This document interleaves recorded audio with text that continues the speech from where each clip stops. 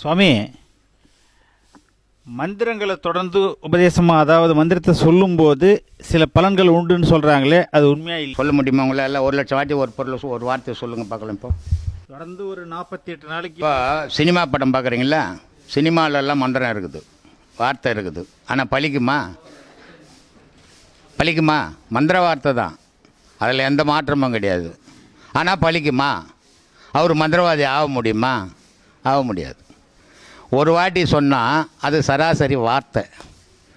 ஆனால் ஒரு வார்த்தையை 1,00,000 வாட்டி சொன்னால் அது மந்திரம். ஒரே வார்த்தையை 1,00,000 வாட்டி தொடர்ந்து சொன்னீங்கன்னா அது மந்திரம். ஒரு வாட்டி சொன்னீங்கன்னா அது வார்த்தை. இப்போ கந்த சஷ்டியில் ஒரு இது இருக்குது. பாலன் தேவராயன் பகர்ந்ததை காலையில் மாலையில் கருத்துடன் நாளும் ஆச்சாரத்துடன் அங்கம் தொலைக்கி நேசமுடன் ஒரு நினைவாதாக்கி ஒரு நாள் 36 உருகொண்டு ஓதியை ஜெபித்து உகந்து நீரணி அஸ்ததிக்குள்ளோர் அடர்முழும் வசமாய் திசை மன்னர் எம்மன்னர் செயலாதருள்வார் மாற்றலார் எல்லாம் வந்து வணங்குவார் அப்படின்ட்டார். என்ன சொல்கிறாரு? ஒரு நாளைக்கு 36 வாட்டி படிச்சின்னா உனக்கு எல்லாரும் மரியாதை கொடுப்பாங்க, உன்னை கண்டு எல்லாரும் வணங்குவாங்கன்னு. எத்தனை பேருக்கு தெரியும் கந்த சஷ்டி? எத்தனை யார் 36 வாட்டி சொல்கிறவங்கிறான்? 36 வாட்டி அவன் தொடர்ச்சியாக சொன்னான்னா அவன் நினைவு எழுந்துருவான். யார் சொல்லுவான்? சொல்லுங்க. 5 மணி நேரம் 6 மணி நேரம் ஆகுது. அங்கே கற்பூரம் கொளுத்து கந்த சஷ்டி துதிப்போருக்கு வல்வினைப்போம் துன்பம் போகணும், மணியாச்சு சீக்கிரவா அப்படின்றாங்க. அப்புறம் இவங்கந்து துதிக்கிறது. அதனால் பேசுறது இல்லைங்க மந்திரம்ன்றது. எல்லாரையிலையும் செய்ய முடியாது. அதுவும் அவன் அதுவே தொழிலாக இருக்கிறவனா. மந்திரம் என்ன அர்த்தம்? மனம் எந்திரமயமாக தொடர்ச்சியாக ஆகி போனால் தான் மந்திரம். அதுக்கு தான் சொன்னான் மந்திரம் முக்கால் மதி முக்கால் மந்திரம் கால்னா. இதை பயன்படுத்துறதுக்கு அறிவு தாண்டா முக்கியம். அது முக்கால் பாகண்டா, மந்திரம் கால் பாகம் தாண்டா அண்ணா.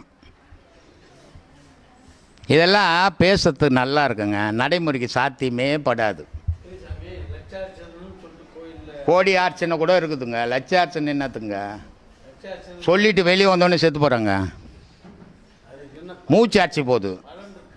தெரியாது, எனக்கு தெரியாது. அவனை தான் போய் கேட்கணும். அதை நான் பண்ணதில்லை இது வரைக்கும். எங்கேயும் போய் லட்சார்ச்சனை கோடி அர்ச்சனை எல்லாம் பண்ணதில்லை.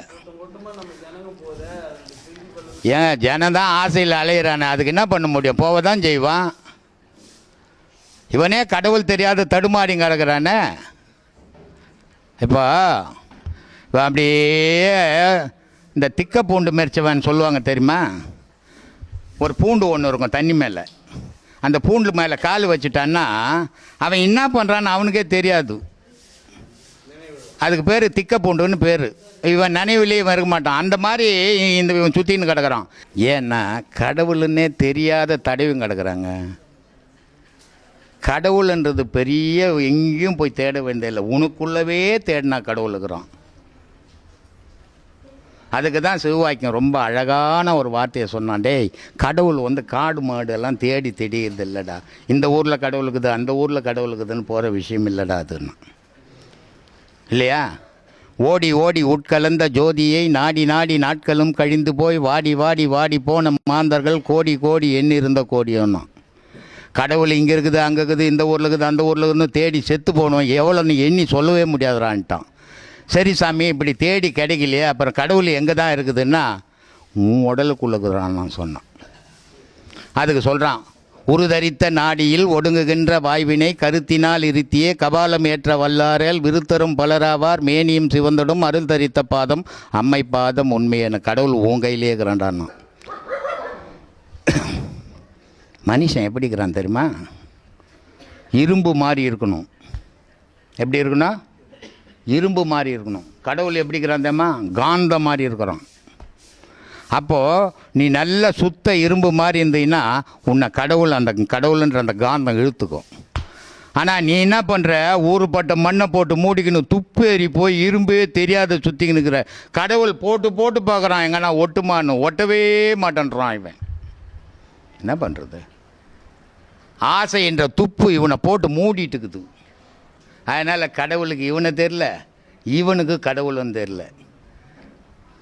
ஆனால் இப்படி தெரியாதவன் கூட ஏன் கடவுள் கடவுள் கடவுளும் சேர்றான்? ஒரு 2 வேளை சாப்பாடு இல்லைப்பா, சரி இவனுக்கு யாரும் போட ஆள் இல்லை, கடவுள் நம்ம பட்சம் நம்ம தான் இருக்கிறோம். எத்தனை 2 ஆள் சோறு போடலான்னு போடுவானா கடவுள்? போட மாட்டான். ஏன்னா அவனுக்கு தெரியாது நீ யாருன்னு. அதனால் உனக்கு ஏன் போட போகிறான்? இருந்து ஏன் தேடிங்கிற தெரியுமா? நீ இங்கேருந்து குஜராத்துக்கு போகிறோன்னு வச்சு உங்கள் குழந்தைங்களிட்டுன்னு போயிட்டேன், திருவிழாவுக்கு போயிட்டேன். அங்கே போய் குழந்தைங்க தார் வந்து போச்சு. தேடி தேடி தேடி தேடி பார்த்துட்டு நீ விட்டுட்ட.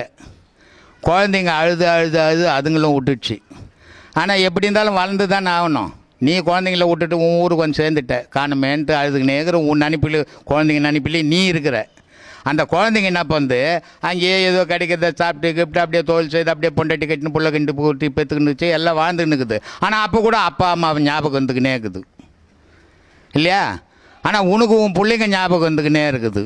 இதே மாதிரி கடவுள் இங்கே தார் ஓத்துட்டான் நம்மளை. கடவுள் நம்மளை தேடிங்கிறான், நம்ம கடவுளை தேடிங்கிறோம். நம்ம கண்ணுக்கு கடவுள் தெரியல, கடவுள் கண்ணுக்கு நம்ம தெரியல சாமி.